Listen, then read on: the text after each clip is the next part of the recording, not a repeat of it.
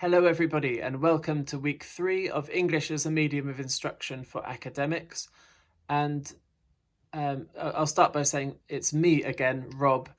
Mary can't be involved as much as she would like to this time, but she sends her love, and she's also very grateful for the participation, whether you are commenting, and I know there are lots of people who are following the content, following the conversations, but aren't commenting yourselves. And yes, you're welcome. You're free to do whatever you want to do.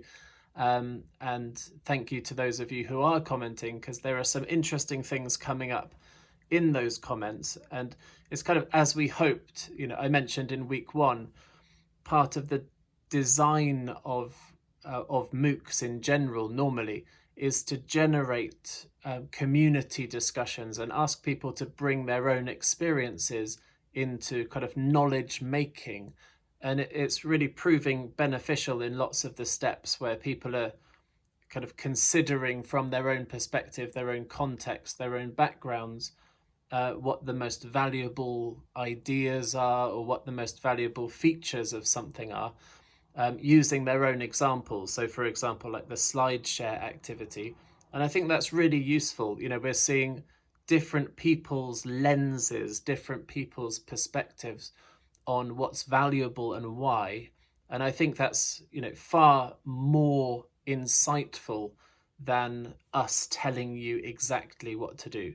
And I think it's interesting this week as well to see that different people engage on different levels. So if you find, for example, the idea of discussing basic vocabulary, maybe it's not something you really felt that you came to this course for, not something you really needed.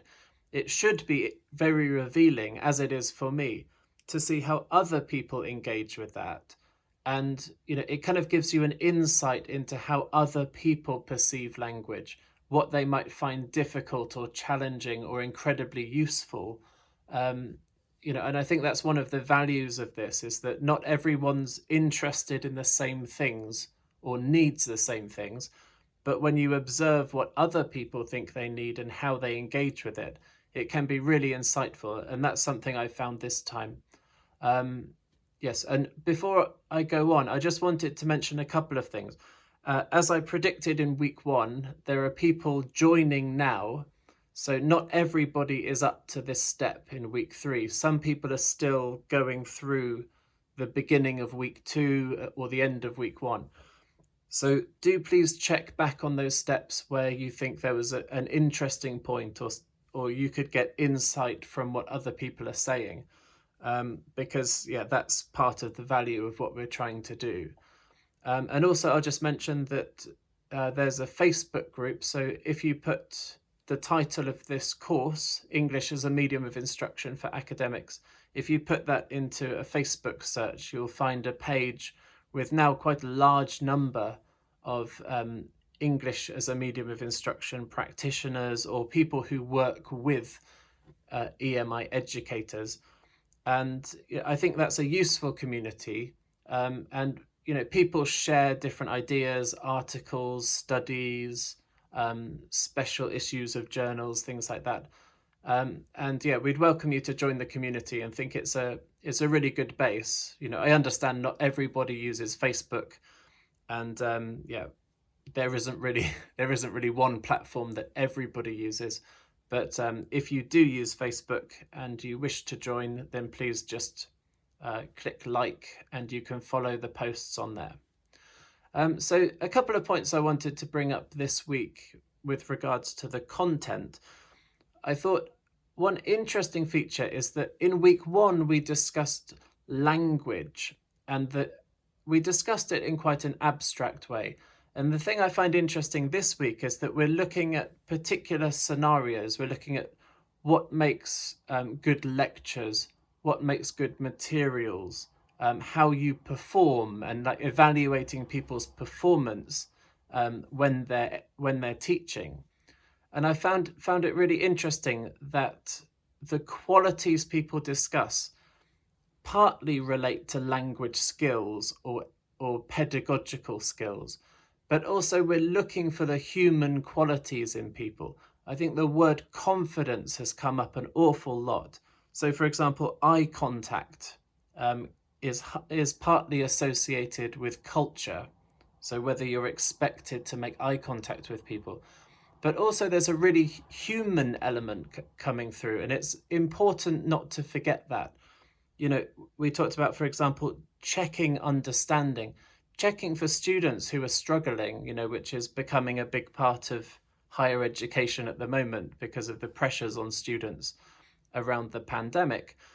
But, there are a lot of things that we do that aren't strictly about, it's not the way that we train people in language, or not the way that we train people to communicate like a performer. It's actually about engaging with people, showing those human qualities, showing you care about your subject, showing you care about the students learning, creating an atmosphere where people feel included. And we do that through our body language. We do that through how we communicate. We do it through our slides, so how we provide information.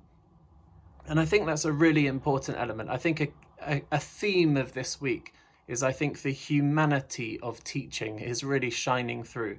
So we do need skills to do that. We need particular abilities to do that. But I think it's really important to remember that what we're looking for is a contextual connection with people. You have a role as an educator, and you're trying to connect with the people you are educating.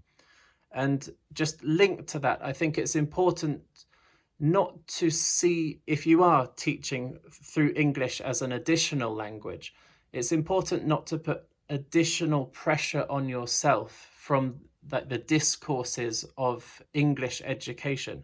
We had somebody, for example, who said, it's a reasonable point, but who said you shouldn't say when you're lecturing, in relation to the bad example of a lecture that we posted.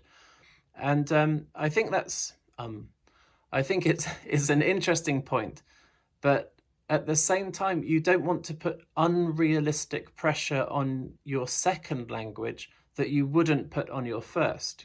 Everybody has discourse markers when they speak. Things like like, well. You signal to the listener that you're thinking, that the sentence isn't complete, that there's a complicated word coming next. We subconsciously do this when we communicate, and it has a communicative effect.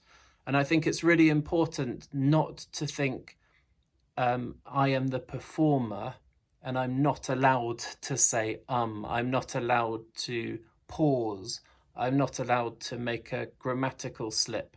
Because probably, if you think in your first language, were you trained like that to have this kind of perfectionist way of thinking about presenting? And probably the answer is no. Nobody's ever really scrutinized how I teach in English. And if they did, they would find the number of ums that you can hear in these videos coming through. But that's a natural part of speech, and it's a functional part of speech. It has a reason why it's there. It's doing something that's important in communication. So I think that's important. It was just a small comment, and I'm not criticizing the comment. I just think it kind of shows something that's important for you setting standards of what you do. And I think, the human side, the human connection would not really be harmed by little features of your speech.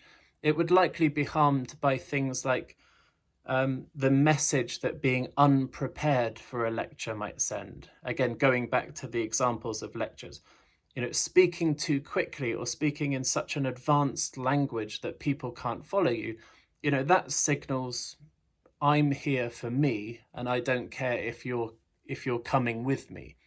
Things like that, which they're not good things for educators to do, because you lose that connection to your learners.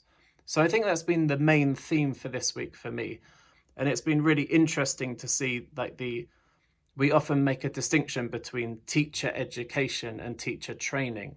And I think we're really going towards teacher education because it's about attitude, it's about goal setting, it's about intelligently being flexible and responsive to your learners. And we've seen that in the materials, we've seen that in the advice.